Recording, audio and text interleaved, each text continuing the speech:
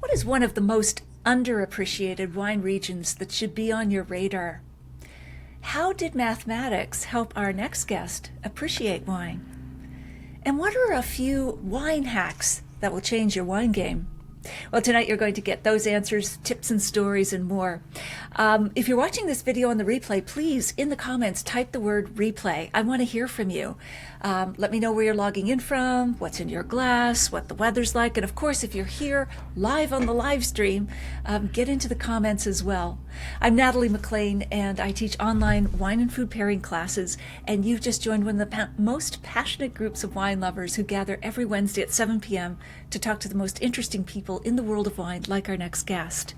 Now, this video is a recording for my Unreserved Wine Talk podcast, but I will be here with you live in the comments. So get in there and let me know, like, what questions do you have? What stories or tips are you enjoying? I really do want to hear from you. All right, back to our guest. Hailey oh my goodness, already. I tried to practice your last name, Hailey, and already. Bohlman?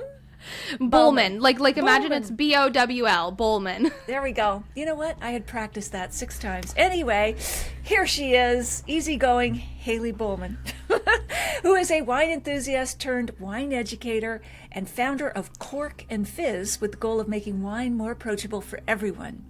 By offering guided tastings, along with tips, recommendations, and her own podcast, she makes wine fun and exciting. And she joins us now from her home in Seattle. Hailey, it's so great to have you here with us. Yes, thank you so much for having me. It's so exciting to be here. Awesome. All right. So, before we dive into your wine career, tell us about how you fell in love with wine. Yeah, I feel like this is a question I get a lot because it's like, yeah, how do you fall in love with something like this and wine becomes such a passion of yours? So for me, it started with a trip down to Willamette Valley, which is not far from here, down in Oregon. It was just a trip that I think he was my fiance at the time, now husband, we did for my birthday. And it worked out because his parents lived in Portland, so we dropped the dog off and then we went to Willamette Valley. And I remember thinking like, okay, there's a lot of wine here. I can't wait to taste it all. And then it was all Pinot Noir and Chardonnay. And I'm like, why do they all make the same thing? Like, how can they be that different? And, you know, how can it be that special? And then I have this really clear memory of trying this one Chardonnay. I think it was at Highland Estates. And I remember asking them, like, you're sure you didn't put pineapple or like, what was the other flavor? It was pineapple. And there's one other thing, I can't remember, but I was convinced that there was pineapple. Oh, coconut. Coconut was the other one. Pineapple and coconut. And I was like, you didn't put that in here. Like, this is just grapes. They're like, yeah, no, just grapes. Those are the aromas. And so from there, we ended up doing a wine tour, and they recommended a book called Cork Dork. Got home, read that book, and then the rest is history. Yes, great book. I've had her on the podcast as well. She's wonderful. And of course, you know, you had a good palate without knowing it, because Chardonnay, pineapple, can have tropical fruit aromas, and even as we know now, the molecular structure can be very similar to the aromas in pineapples. They're not adding pineapples, just to be clear, yes. But the coconut might have been oak aging, depending on what kind of oak they were using. Who knows, right? Yeah, absolutely. Yeah, very good. All right, tell me about the time that you hosted your first virtual wine tasting with friends, I guess it was. Yeah, it was during the pandemic. After I got into wine, I came back to Seattle and was like, I need to try as many wines as I can, but I don't want to buy all the wines. So I started a wine club with friends. It was kind of just anybody and everybody I knew. And so we'd had this wine club going probably a few years before the pandemic hit. And turns out I'm very extroverted and I need connection with people. And so during that pandemic, we decided to transform the wine night. Instead of everybody coming over, I hosted my first virtual tasting. So I chose the theme. It was Chilean wine. And I got some bottles and then poured them into little plastic cups, dropped them off at everybody's door, and put together a little slide deck and taught everybody about Chilean wine. And they loved it. I loved it. And it was what sparked the idea of Cork and Fizz. Oh, that's great. Now, were they sampling from those plastic cups, or did they switch to glassware? Just asking. I think Curious. many of them sampled from the plastic cups. Again, we were Okay. not Keep it real. super fancy. Yeah, exactly. It was kind of just like, and also like they were along for the ride. They're like, Haley's putting together this other thing. I mean, they knew Right. me as like the person who just needed to do things. So they're like, let's go along with it. Let's see what she's doing. Well, that was very entrepreneurial of you. Yeah, yeah. Now, one of the guests you've had on your podcast is Kyle MacLachlan, whom, if people don't know, he's an actor. Was he on Twin Peaks? What Yes, shows yeah, is that he- is the movie? main. He's Okay. known for Twin Peaks, Sex and the Okay. City. Recently yes, was in yes. Fallout. Okay, yeah, so big name actor. How did you land an interview with him? Yes. So this one's such a funny story. And he's not on the podcast, unfortunately. I keep trying to bring him on, but he did a virtual tasting with my wine club, the virtual tasting great. club that I have, the Court Crew. But it's also like, how do you do that? And it turns out it was a weird happening of events. I hosted a wine retreat in Walla Walla a couple years ago. It's my first one. And one of the gals who was on this trip happened to take a flight from Seattle to Walla Walla, and she doesn't like flying. So she's like, I always talk to my neighbor. And so she ends up talking to this guy who sits next to her. He's incredibly friendly, and she's just chatting away about this cool wine retreat she's going on, and she can't wait and all this. And then she just, says goodbye at the end of the thing. And it isn't until later when she's walking around Walla Walla that she's with another person who's on the retreat. And this person notices when the friend, she goes, "Oh, hi, Kyle. Hi, nice to see you." And she's like, "Oh my God, how do you know Kyle MacLachlan?" And the other person wanted to get a picture, and she's like, "Why do you want a picture with my friend Kyle? I don't get it. What is he so?" Guy from And the so- plane. Yeah, exactly. And so it turns out it was Kyle MacLachlan, and he ended up following Cork and Fizz because she was telling him all about this wine retreat, and so I just kind of took that connection and ran with it, and kind of like reached out to him and was like, "Hey, I have this group of people that love learning about wine," and so he also owns a winery and just started making wine recently. There's the connection, right? You're like, okay, you Right, still have so to he have a does- connection. He is a wine guy. Is his winery in Washington, the Walla Walla region? Yes. Yes. So the Okay. winery itself isn't in Walla Walla. I believe he sources most of the grapes from Yakima, which is where he's originally from, the Yakima region in Washington. But he has a tasting room in Walla Walla, which is why he was out there. It was a newer tasting room that was actually, I think, opening up that weekend. Cool. So yeah. And so did you interview him, or did he join one of your tastings, or? We did kind of an interview / I call them Q&As on the Court Crew. It's my tasting club. And the idea is basically just to bring in community members in the wine world and have an opportunity to ask them questions. We normally try their wines if they're a winemaker. But it's just meant to be kind of chill and relax and to learn about their foray into the wine world. And what did he tell you that was surprising or interesting about his own wine journey? Oh man, I think, first of all, I was surprised to learn that he was from Yakima, and that was kind of what tied him to the area. Because I was like, what does like a famous actor, which I imagine from Hollywood, have anything to do with wine in Washington, and being from the area and how much it mattered to him? Like, he was involved in the entire winemaking practice. And I've also seen him there's a yearly event here in Washington called Taste Washington. And his winery was there, and he was there. And I was just blown away with how involved in his wine. You hear celebrities making wine, and sometimes you're not so sure. Right. But they he's just lend their really names or involved. whatever. Yeah. Exactly. Yeah. And he really cared about it. Cool. What's his winery called? God, I knew you were going to say that. And then I'm like, what is the name? It has It's not something named to do. after him, then, is it? No, it's not. And that's what I'm keep getting stuck on. There's this wine tasting room here in Seattle called Princess and Bear, and I know it's not that. It's something about It's a associate bear. bear. Yeah, because there's Yes. some sort of video with him and a bear on YouTube. Pursuit of bear, pursuit Yeah, of bear, something like like that. that. Yes. I'll Google it afterwards and put it in the show notes. Okay, if people are thank you. curious. But yeah, there's quite a funny video I watched with him. That's Yeah. interesting to know. You never know who you're going to run into in the world of wine. I It know, really right? does bring all types of people together, and bears apparently as well. yeah, exactly. So now you've created your very own emoji for a very particular wine aroma. Tell us about that. How it came to be. So this is going back to that friend group where, we started this wine club. And this was before, any of us really knew anything about wine. I was kind of trying to dive deeper into it. So I would encourage us, when we'd get our glasses of wine, to smell it and see what we smell.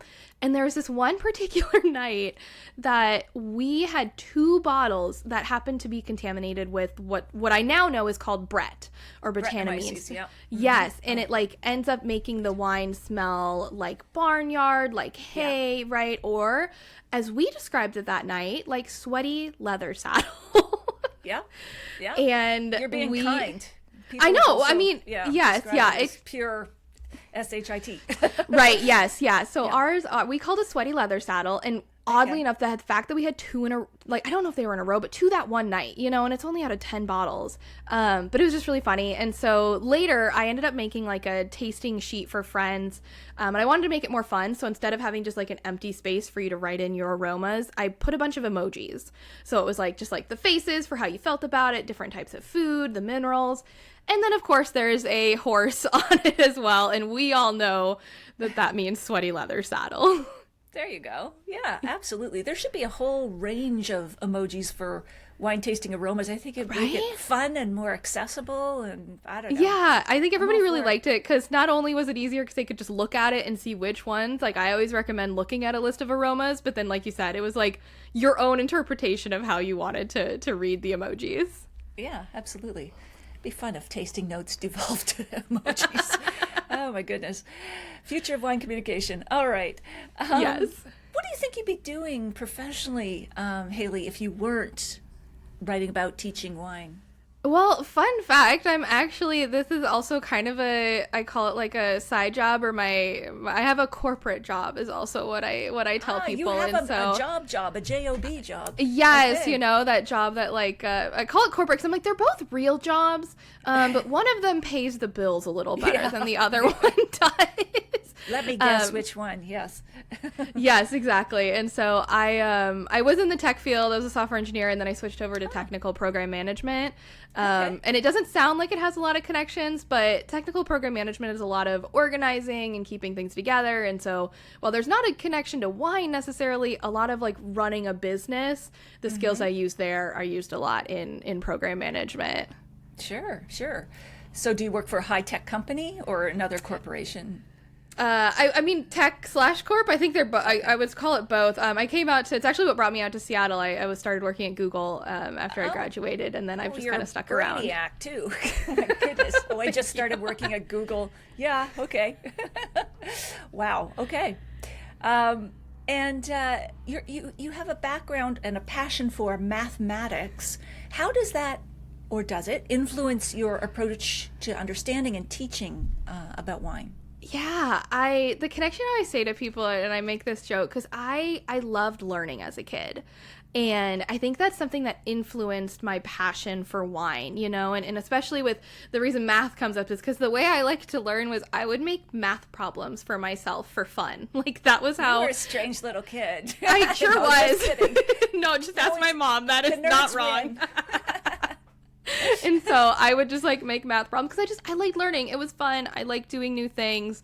And so I kind of lost that passion for learning when, high school, college, and everything became about, having to get a good grade and having to get a good job. And there was so much pressure attached to it. And then when I found wine, it was like, there's no longer this pressure attached to it. I could just learn for fun. And it was a never-ending opportunity to learn about things. Yeah, absolutely. Have you ever used mathematics to describe a wine in a unique way? Not to describe a wine, but to describe a process. It's funny because I also use a video game at the same time when I explain fermentation. So teaching people how wine is made. I usually make the joke that I'm like, remember, I like math. Like, here's this one formula I'm going to teach you and then we're done, I promise. But I also use like the Pac-Man video game to describe it. But the idea that like to make wine, right, you start with sugar in the grapes and then you add yeast. So one side of your formula is sugar plus yeast. Yeah. And then that equals carbon dioxide and alcohol. And so the idea is that like, and then the Pac-Man is like, Pac-Man is the yeast. yeast and then eating their and then sugar. the dots are the sugar, and it's going to go around and eat all of it. But I do use that formula, and it helps a lot too, like on virtual tastings, to like actually show it. But I hope in like the doing it verbally as well kind of helps folks too. Absolutely. Wine math is fun. The only kind of math for me, for a math phobe, sorry. It was fun. So in your Wine 101 series, you break down very complex topics into digestible bits. What's been the most challenging wine concept to explain, and how did you overcome, or how did you end up explaining it? Yeah, I think one of the hardest concepts is the idea of tannins, and also getting that confused with the word dry in the wine world, right? Because tannins, which, we find in red wines, cause your mouth to feel dry. And the way I kind of explain it is I say it's like you have a cotton ball in your mouth, or multiple cotton balls in your mouth. Like it literally just like sucks the saliva out of your mouth, And so I found that like that cotton ball simile really works really well for people. And then just clarifying that the thing is, in the wine world, you wouldn't call a wine with a lot of tannin dry, you'd call it tannic. Because when you say a dry wine, that, for some weird reason, is the opposite of sweet. So all you're saying is you want a wine with no sugar. It has nothing to do with the tannins. They might go together, but not necessarily. So I always try to like differentiate between the word dry when we're talking about wine, and then the sensation that tannin gives you with that dry feeling. That is such a key concept. That is really well worth remembering. The astringency and dryness as a sensation or feeling, that's tannin. But the technical term in wine, dryness, means there's no sugar left. It's been fermented to complete dryness. It could still taste very fruity, which actually can sometimes give you the perception of sweetness, and it can be a bone-dry wine. Yeah, that is confusing for people, but it's great the way you explained it. Yeah, thanks. Cool, yeah. So your content also often touches on the science behind winemaking. What's the most mind-blowing scientific fact about wine you've learned so far?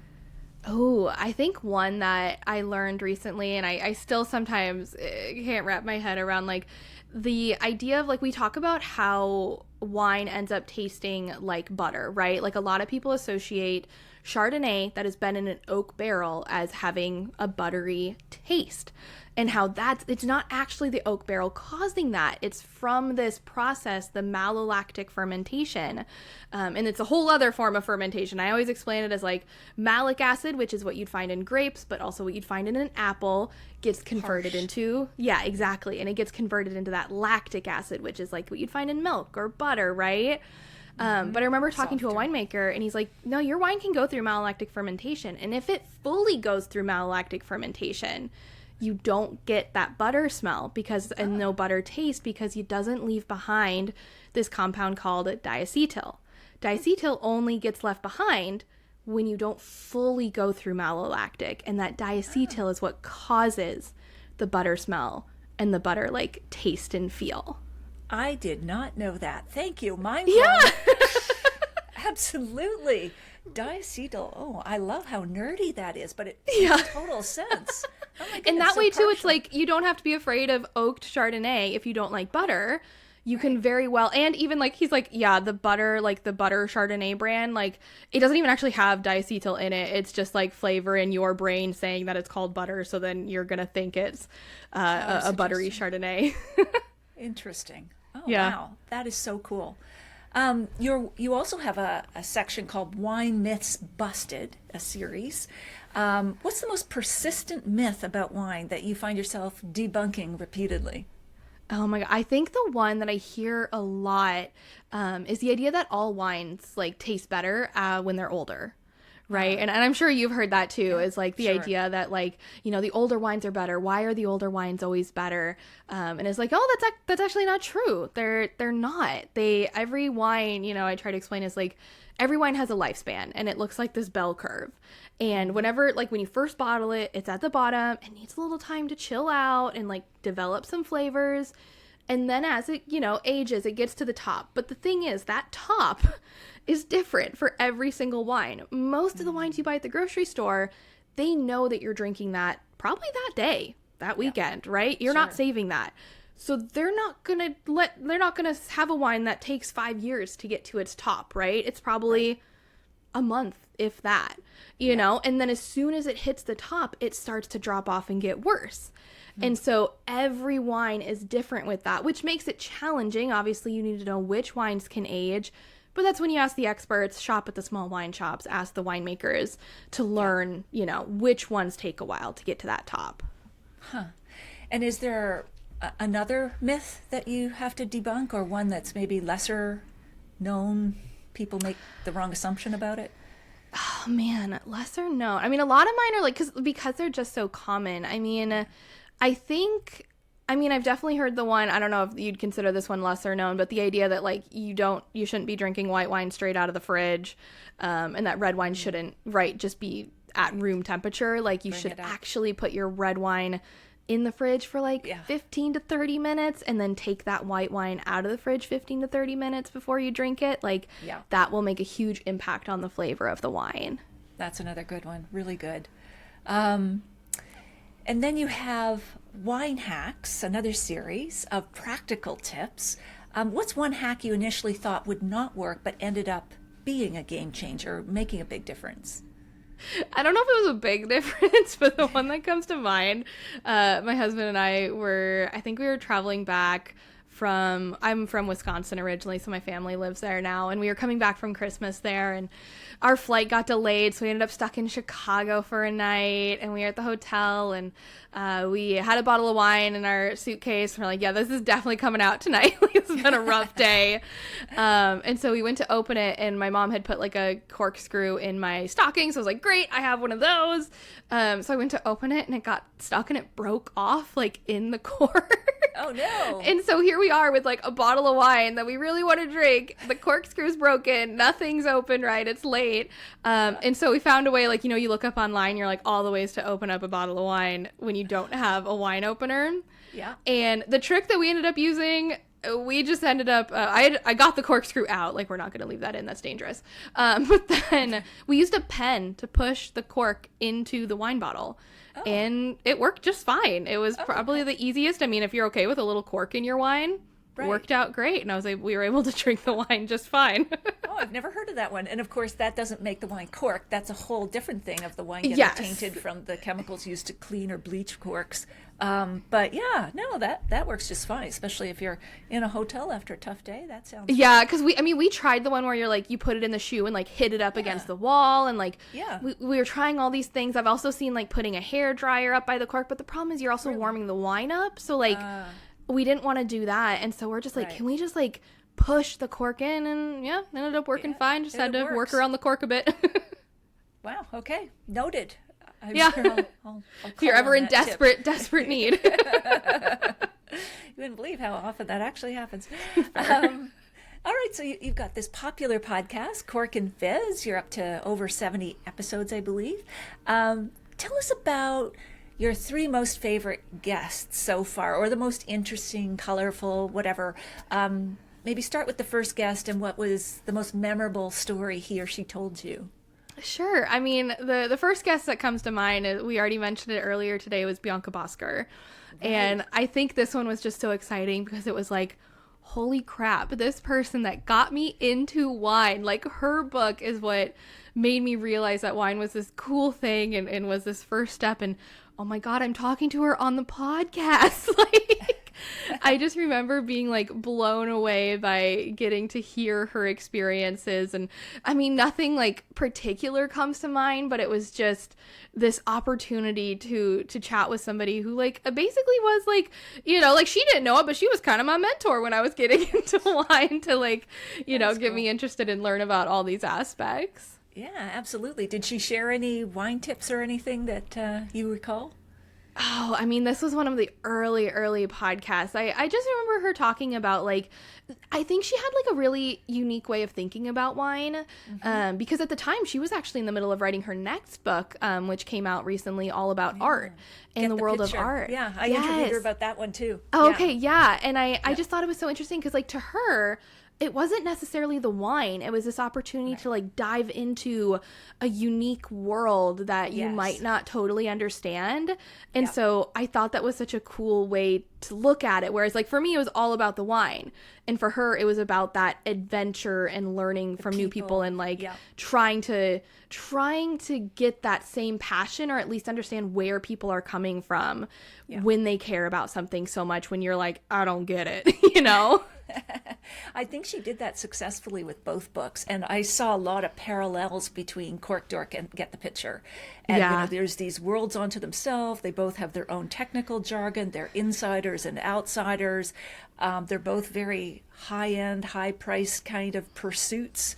They're both very sensory. I mean, there's just so many parallels. But she did a great job with those two. Who else comes to mind as a podcast guest?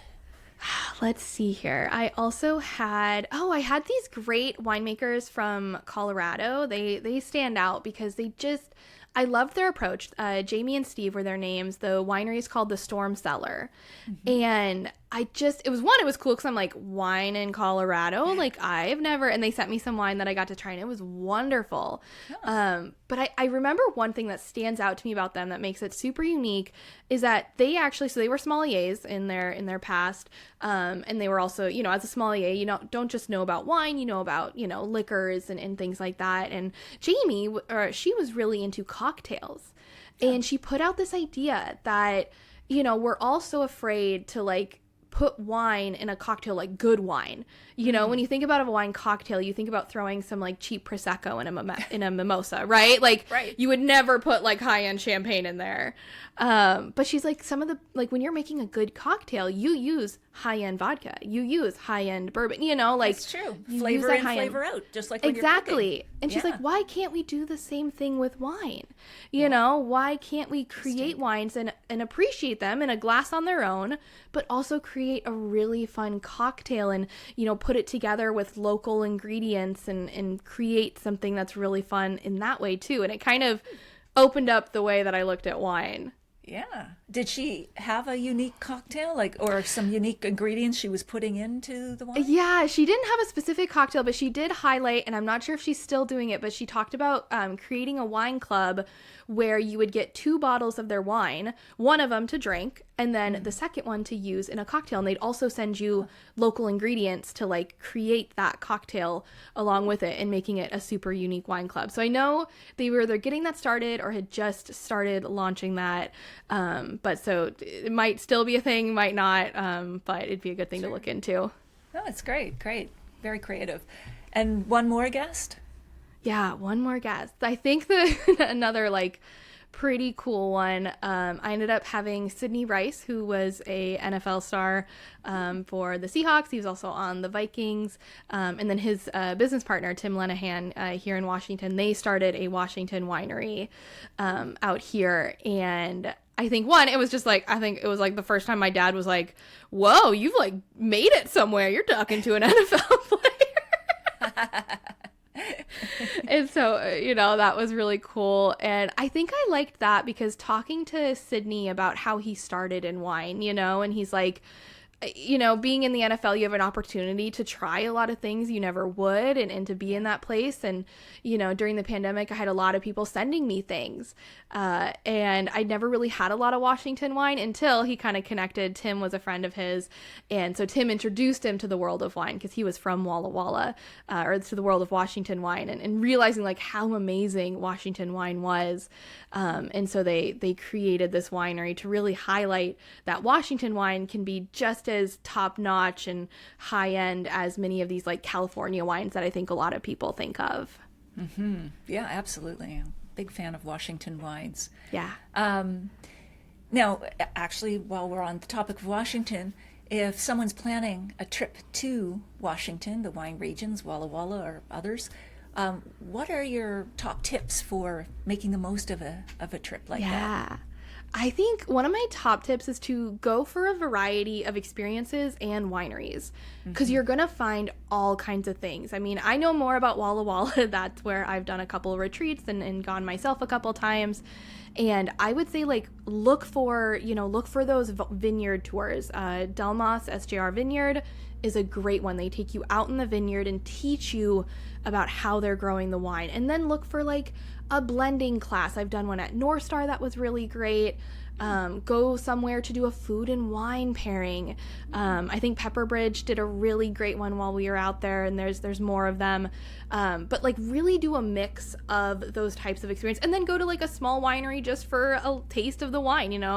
Go to that small little tasting room in the town, and then go visit one of the big ones. Like one of the well-known spots, but really give it a variety so that you can try a lot of different things. Because the cool thing about Washington is that we don't have one thing that we make. We make so many different types of wine, and you're going to find so many different types of wineries and winemakers that you can have that variety. And I think that's really cool. And I love your idea for trying to, like, signing up for some interactive experiences, whether it's the blending or the food pairing or, right out in the field. So is Walla Walla the largest wine region in Washington? No, it's It's funny because tiny? Yeah, I mean it is, and especially when you go visit there. I mean, the top tips. I always warn people. Uber's not really a thing. Walla Walla is a tiny town. Like, it is small. To get there, you primarily have to, there is one flight, there's one airport that has like 2 flights a day that come in from Seattle pretty much. So you have to go to Seattle first and then to Walla Walla, or you can drive from the Tri-Cities or from Pasco, I believe. So like it is harder to get to. You're probably going to want a rental car, but it is so worth it because it's this cute little tiny town. And then just like basically there's a lot of wine. Like that's what you do, and the town is so friendly and wonderful. But yeah, definitely not one of the bigger ones. It's small. The cool thing though is it's actually across the wine region itself is across both Washington and Oregon. So you actually might travel down into the northern part of Oregon a little bit, and that's still considered Walla Walla. Winery regions, our wine regions obviously don't care about state lines. So you can be in both Washington and Oregon. And then what would be the other major wine regions people might want to consider visiting when they're in Washington? Sure. I think, obviously the biggest wine region is Columbia Valley, but it's like so large and encompassing, you would need to pick another spot. Okay. I think Yakima Valley is a really great spot. That was the first AVA here in Washington, and there are American quite a few. Viticultural Appellation? Yeah, American Viticultural Area. So okay. Basically just like defining the wine region, and they make a certain type of wine in that region. And so Yakima was the first, so it's kind of like the most well-known. You can also, if you're looking for more of a city experience, coming out to Seattle, there's a town, probably like 30-40 minute drive, and we do have Uber here, 30-40 minute drive from Seattle, called Woodinville. And you're not going to have the vineyard experience, but there are, I want to say over 100 tasting rooms in Woodinville. So if you want that city experience but you want to taste a lot of Washington wine, Woodinville would be the place to do it. Right. And Seattle's such a beautiful city to visit with the restaurants. So some people may just want to stay put, in terms of not renting the car and so on, even though I think it is worthwhile. And then outside of Washington, what do you think, you've explored lesser known wine regions in your podcast. What is the hidden gem of a wine region that you believe deserves more attention from wine lovers? Yeah. I think one, and I'm a little biased because I just got back from a trip to France about a month ago, but there's this region in France that is about an hour east of Burgundy. So a lot of people know of Burgundy in France, but there's this region that is an hour east called Jura, Jura. And it's a small, tiny little region, but they produce wonderful wines if you can get your hands on them. They are around in the U.S., just a little harder to find, but they're super super unique wines. Their reds are kind of lighter, similar to a Pinot Noir, so really food friendly. And they have this really unique white wine. It's called, it looks like Sauvignon without the U, and it's like Sauvignon, I think is how I had them say it a million times when I was there, because I'm like, I don't say this right. Sauvignon, I think is what it's called.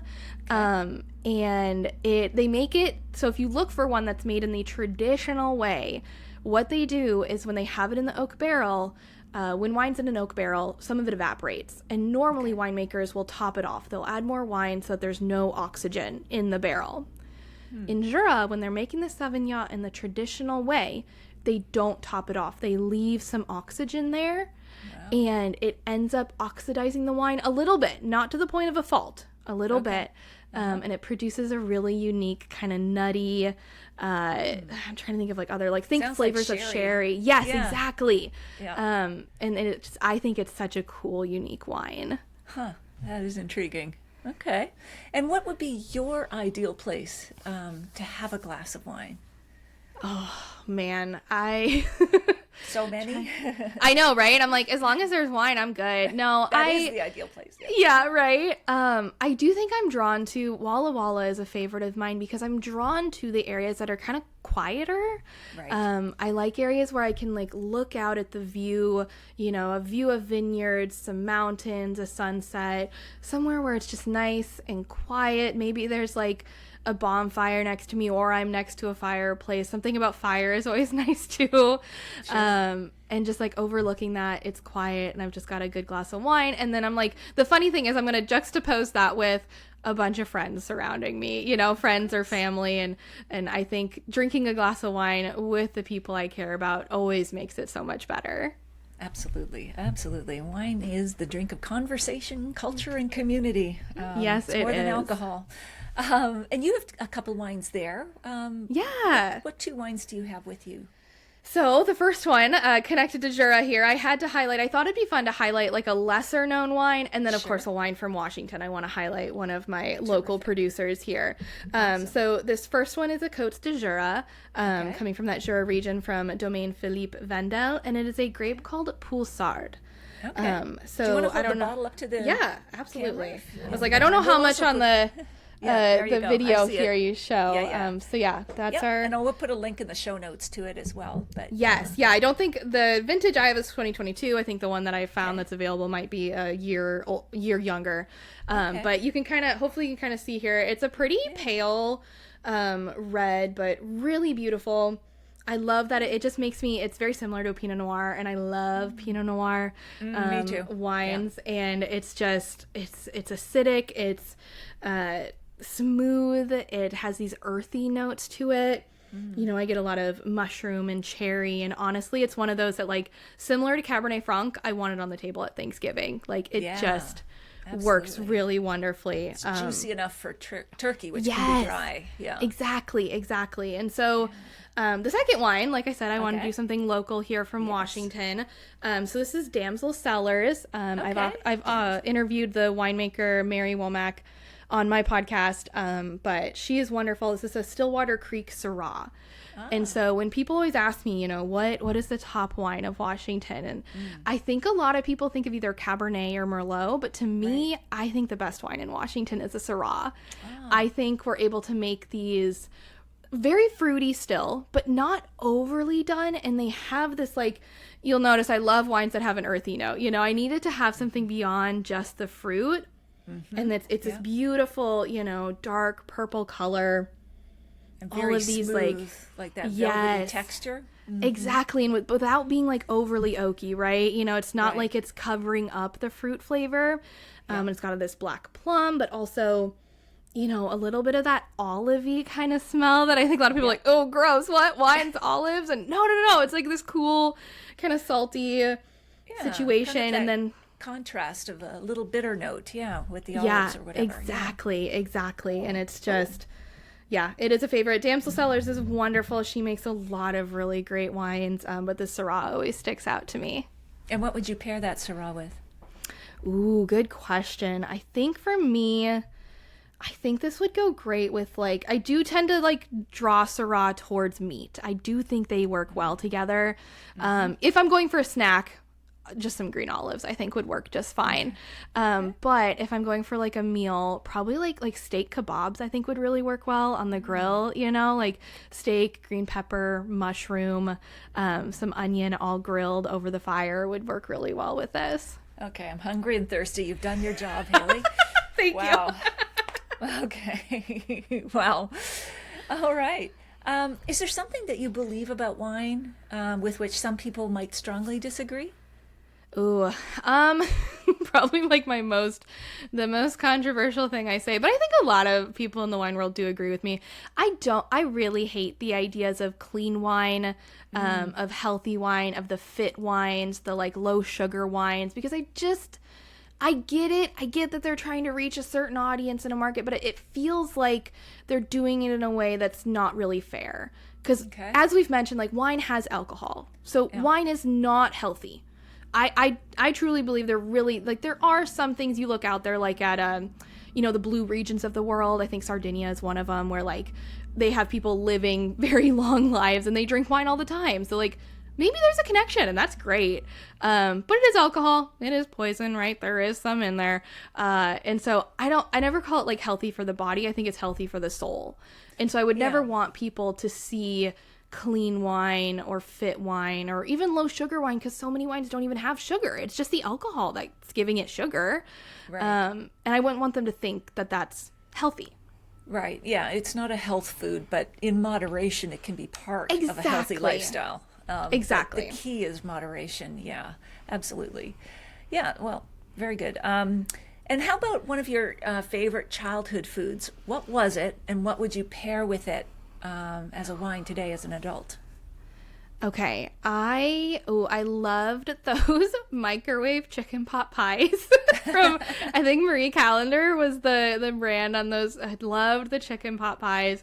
Those were like my favorite. They were almost like a treat because we would get them when my mom was working late and my dad was home, and he doesn't cook very much, so we'd get to throw a chicken pot pie in the oven. And in terms of pairing with that now, I mean, I kind of have to go to a Chardonnay. I mean, I feel like I couldn't not, especially a white Burgundy, so a Chardonnay from the Burgundy region of France. And I think a lot of people, again, Chardonnay, they think butter, and that's not necessarily true, but it can have a slight buttery note to it, or a slight, vanilla, cinnamon kind of situation that I think goes well with like the buttery crust of a chicken pot pie. Oh, yeah. And then it obviously has that acidity, so it'll help kind of balance out the creaminess in the chicken pot pie. I'm like, what am I having for lunch today? Yes. I'm thinking, how far is it to dinner? Yeah. And what's the weirdest wine and food pairing you've had? And did it work or didn't it? Oh, okay. So I was thinking about this when I was talking about that Pepper Bridge food and wine pairing in Walla Walla, so something you can book if you're there. And they paired a deviled egg with one of their red wines. And I wish I could remember which one it was. And I remember seeing it and being like, because we had a full vegetarian menu that day because a couple of the folks in the group were vegetarian. So like, we'll just make the whole thing vegetarian, no problem. And I saw the deviled eggs. I'm like, and all red wine. There were no white wines. Yeah, the sulfur compounds would really clash. It worked great. I don't know what it was. I think maybe with like the herbs they had on top of it, I think they had some dill and maybe some parsley. I think those maybe kind of took over the flavor profile and made it work with the red wine. Yeah, at least they were bridging ingredients of some sort. Yeah. It worked. I don't know what it was, but it was good. And what is there a particular winemaker that you admire most? Oh, I mean, I admire every winemaker. I mean, first of all, because their jobs are freaking hard. But one that sticks out to me that I always love to highlight, her name is Brooke Delmas Robertson, and she is the winemaker at Delmas, and she's also the grape grower. But I think it's really special. I got to learn from her. So she's the one that does the vineyard tours out in Walla Walla and Delmas, SGR Vineyard, and I just really appreciated how much how much work she put into building these vineyards in Walla Walla and learning about, she came from California, where she's like, I hate to say it, but like, it's kind of easy to grow grapes in California when you come up to Washington, because you don't have this difficult weather. Washington has a very short growing season because we can start getting frost early in October. And then it's cooler or later into the year and the beginning of the year when the grapes start growing. And so Brooke needed to find a way to, ripen these grapes quickly. And then also over the winter when the grapevines are dormant, but if it gets too cold, those grapevines can still die. Right. And so she needed a way to ripen the grapes and then also keep the grapevines alive. And so she came up with this way, and she's the winemaker, but it also matters in the vineyard and doing the grapes. And she came up with a way, and she did this goblet style grapevine, but really close to the ground. Okay. And so what this does is it gets it closer to the ground where the heat can radiate off of the rocks in the vineyard. They're in a district called the Rocks District that has tons of rocks, just like you would see in the Rhone Valley. Right, those flat, round rocks, right? Exactly, that really yes. radiate heat. Exactly, yeah. And so she kind of gets that off of having it close. And then over the winter, they literally just bury the entire grapevine because it's low to the ground. Okay. And being under the soil, it protects it from freezing and dying. That's great. Great idea. Yeah. Wow. Yeah. That's cool. And what's the most useful wine gadget you've discovered? Okay, so please don't hate me. I couldn't decide between two. So I'll do it really quick, I promise. Two of mine. I love finding a good wine gadget because there are so many of them out there that are like, this is ridiculous. What is this? So one of my favorites, these are called Repour Wine Savers. Oh, yes. The sort of purple stoppers. Yes, exactly. And so they look like, hopefully I'm not too loud on the mic here. They just look like these little stoppers, and they go, all you have to do is take the foil off when you're ready to use them, take the foil off the bottom, and then put them in your wine bottle. And so to me, and then they keep the wine good for 2 to 3 months.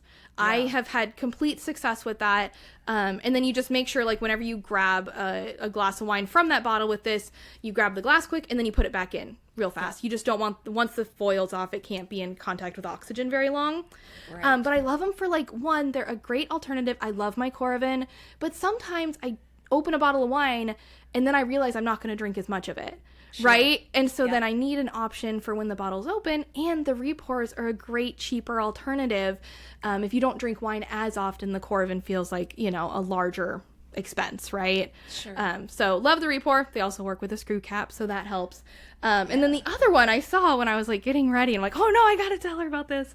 So I don't know if you've ever seen one of these. This it's looks called like a dental office implement. I know, isn't it funny?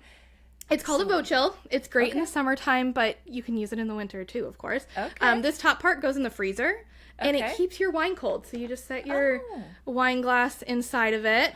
Okay. And it can chill your wine or keep it cold. So it's a way for like people who are always like, I just like putting ice cubes in my wine because I like it cold. Or you're like me and you forgot to put the Sauvignon Blanc in the fridge, but you really want a glass of it right now. Yes, And so this Vochill, or you're in a hot region and your wine gets cool really quick, or gets warm once it's out of the fridge pretty quickly. And so that Vochill, they have one for the stemmed glasses and the stemless.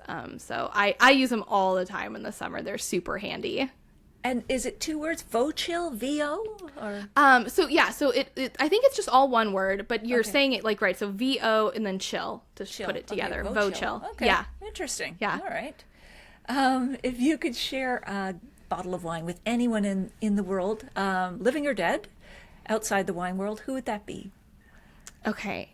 This is hard because like so many options. I started thinking about like who would be someone like, because like you said, wine is all about like community and like getting to have interesting conversations. And so the person that came to mind is Brené Brown. Have you ever heard of her? Yes. I quote her in my latest book. I love her. In the Arena, Vulnerability, all the rest of it. I love her.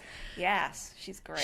I remember reading one of her books in college, and I think that was one of the first times that I realized one of the things holding me back was this fear of failure and this I was so tied to perfection. And so I think she's very much been my inspiration for how I take on the world.